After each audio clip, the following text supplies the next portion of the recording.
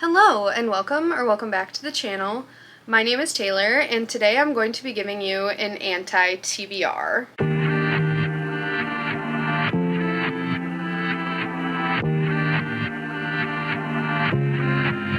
So I have wrapped this into three different categories. I have books that I don't want to read, series that I don't want to read, and authors I don't want to read. So if that interests you in any way, shape, or form, don't forget to give this video a like and subscribe to the channel for more content like this.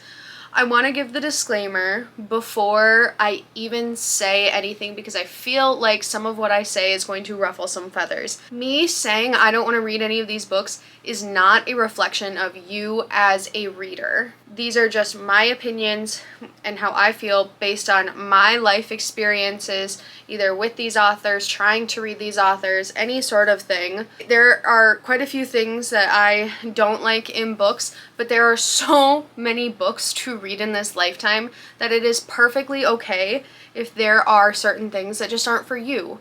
And today I'm going to tell you about what's not for me. So grab a snack, grab a project. I have a Diet Dr. Thunder here that I am going to be having. I cannot believe how expensive pop is getting. It is crazy to me, and I unfortunately am addicted to caffeine. So let's get this show on the road. So the first section is going to be books that I don't want to read. First, we're going to start off strong with Manacled. I don't know much about this book. I don't even know who it's by. It's based off of that one Dramini fanfic. Oh gosh, I can't remember what that one was called, like Chained or something.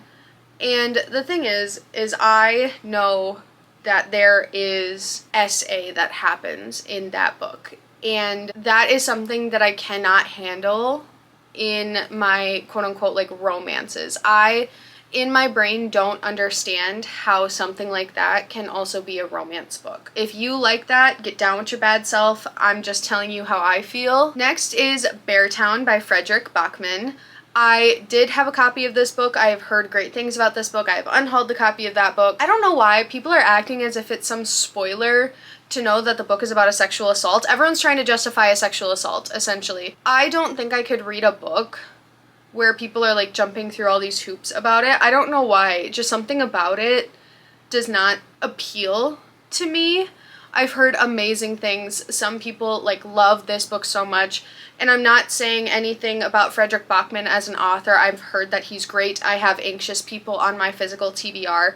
I just don't, something about it, it's like my gut is telling me, Taylor, don't read that book, and I gotta listen to that because I'm normally right when it comes to like me and, you know, what I need and my mental health and that sort of thing. Next is American Gods by Neil Gaiman. All of his controversy aside, even though that does play into why I don't want to read it, some people told me that this was like the best book that they have ever read, and I listened to about an hour of the audiobook a couple years ago and I was like, I am so bored.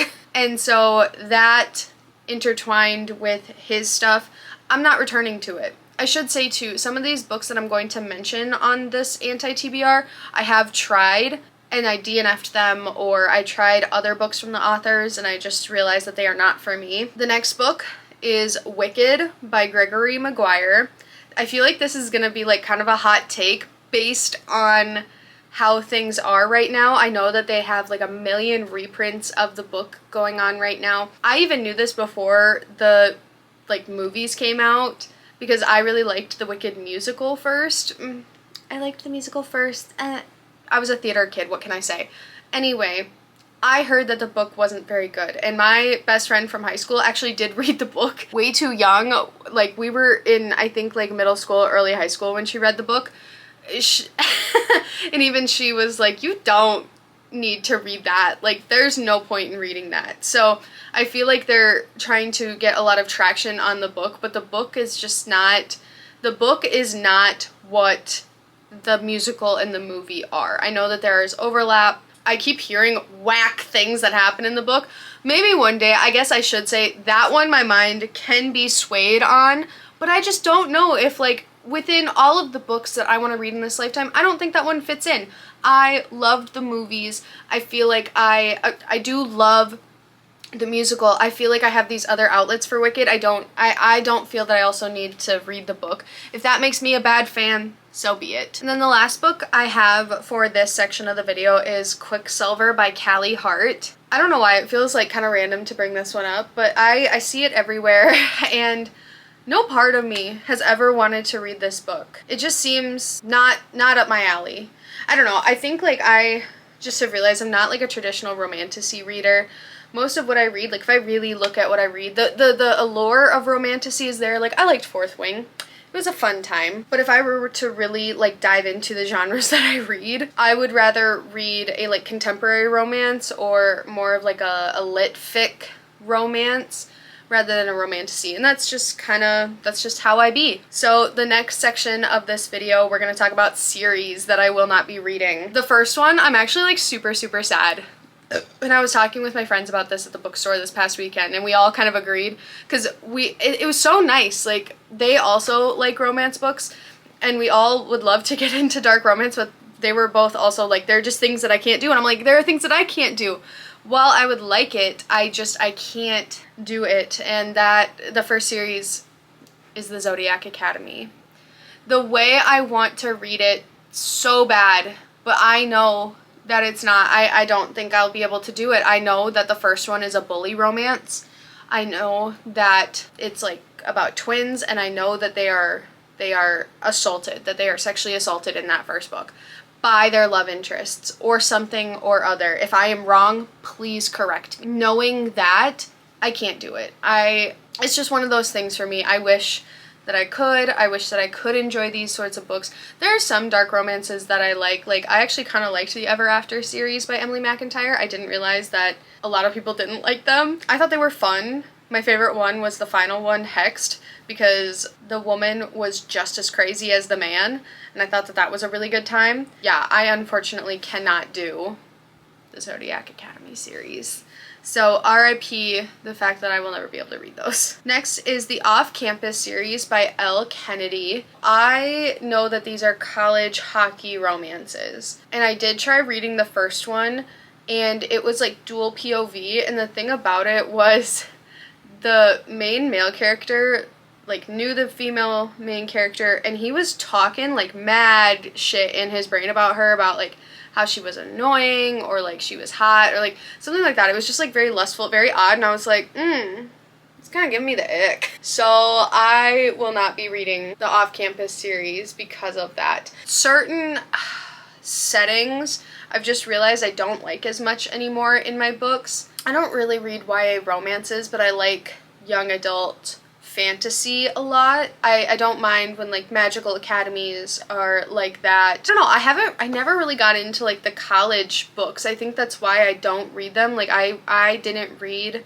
Elle Kennedy when those books were like kind of more made for that age range, like that, 18 to 22. And I do think that if I had read them back then, I would have liked them. Who I am today and the reader that I am just doesn't vibe with it. So unfortunately, I feel like my time has come and gone for those books. Next is kind of a genre of books, but I'm just gonna lump it in here with series. Self-help. I cannot read any more self-help books. I feel like the point of self-help books is to make people feel like they are better than they are. It's this way to try and like min-max life while you're also, like you think you're better than everyone because you read self-help when really you're still kind of a not great person. And a lot of times I think that everyone needs at least one self-help book in their life. So like I did read The Subtle Art of Not Giving a Fuck. I did. And you know what? I didn't mind it. The biggest thing that bothers me about like some self-help books is like you read the first half and you're like, oh, great. And then you get to the end and you're like, we're just repeating things. Like I think most self-help books could almost be a pamphlet. The thing I liked about The Subtle Art of whatever, I liked that it was kind of like pick things that you care about. Like don't feel like you have to care about everything. Like don't take everything on. So I do think that it's a sort of take what resonates, leave what doesn't. But in this lifetime, I do not feel like I need to intake any more self-help books. I think that I will become a better person by learning about cultures that are unlike mine, by reading fiction that will help make my empathy endless. I think that reading accounts of people who don't look like me is important. So I think that there are things in other books that will help me become a better person that a self-help book will not do. Next is the Powerless series by Lauren Roberts, because I really liked the Red Queen series. And I guess we could say I'm a bit of a loyalist when it comes to that, but I read Red Queen, I have the books now, and because of what I've heard about like Lauren Roberts and stuff, I'm like, I'm not gonna do it. I don't really want to. So that's that. Icebreaker series by Hannah Grace. I actually did try and read Wildfire because Wildfire was more of like a camp setting. They were both camp counselors. It just was so slow for me. I got to page like 40, 50 and I was like, I can't do this. This is really boring. And I obviously have heard all the controversy with like Icebreaker and all that stuff. It's also one of those college romances that, as I said before with the off-campus series, I just don't feel like it fits my reading style anymore. So Icebreaker, it wasn't out when I was in college, so I wouldn't have had the opportunity to read it, but I just feel like it doesn't fit into my reading as my reading exists today. Next is the Addicted series. I did talk recently about how I was trying to read the first book. It's by Krista and Becca Ritchie, and I had to DNF it around 30 pages in because so I don't consider this a spoiler, but so the whole point is that they're both addicts. One is addicted to alcohol and the other one is addicted to hanky-panky. They are in this like fake relationship because they both have like really rich families. Our main female character does this thing when her sister is coming over to the apartment that these two main characters share, and she's like, oh, I'm consenting, but like in my mind, the way I read it, I was like, I don't know if he really consented to that though. And the way in which like I was so disgusted that I shut the book and I immediately put it in my unhaul pile. I was like, I can't, I don't know. It just like really irked me. I no longer have any interest in reading any of those books. And then the last series in this section I have is the Rose Hill series by Elsie Silver. I loved the Chestnut Springs series. I don't know, Rose Hill started coming out right as I was finishing up the Chestnut Springs series, and I just never had any interest in reading the Rose Hill series. I know that it's all single dads, which I don't mind that as like a trope. I just hear so many mixed things about those books. It just doesn't feel like they're going to resonate with me in the same way, so I have decided to skip that series. And then this last section is actually all authors that I have no interest in reading books from. So first one is anything by Carly Fortune. I know that every summer she has kind of been the quintessential like summer author recently. I did try to read one of them. It was the one with the cheating trope. It wasn't the cheating that bothered me. It was just like I couldn't get down with the writing style. Something about it just like didn't connect with me very well. And I heard that like some of her books are very similar, so I was just like, you know what? I think that I can skip them. But those covers, really cute. I'm not gonna lie. And the fact that they all are kind of like that same art style, gorgeous. I bet they look gorgeous on yourselves, and I hope that you love them. Next is anything by Frida McFadden. For me, I don't really read thrillers. I don't read mysteries all that often.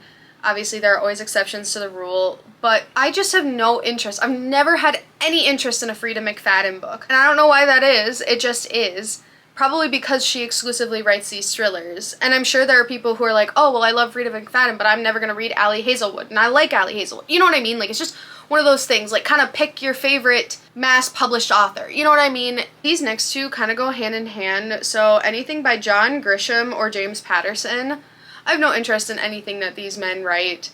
I believe they write a lot of mystery. Both of them have so many books that have been published under their names, and I just have no interest. I've never had any interest in any of their books. There's not really much to say. I don't even know what most of their books are about. I just know that I see like how many titles they've written, and I'm just like, oh. And even people like joke, it's like, oh, pick your favorite ghost author by like James Patterson, and I'm like, that sounds so sad. Next is anything by Ellen Hildebrandt. This one I feel like I might eat my words in a few years, so check back with me in like 2030 if I'm reading Ellen Hildebrandt. I'll do a trick for you, I don't know. But I tried reading the Winter Street series that she had because my grandma loved those books, and she like gave them to me and was like, hey, read them, and I tried multiple times and I was like, I can't do this.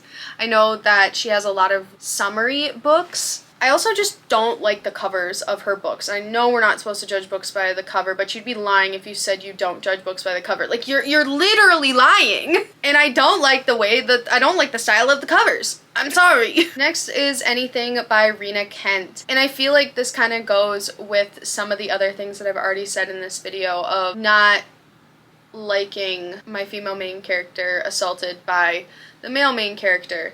And I know that she writes dark romances. Big love to like, I love that for you if you like those books. I'ma skip them. Next is Colleen Hoover, which I don't really think needs any more said on it.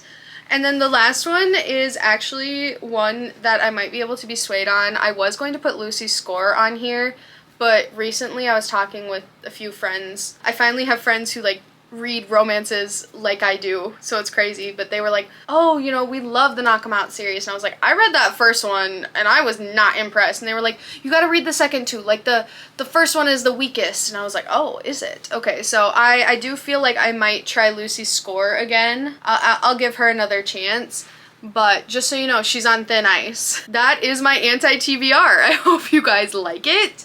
I hope that no feelings were hurt.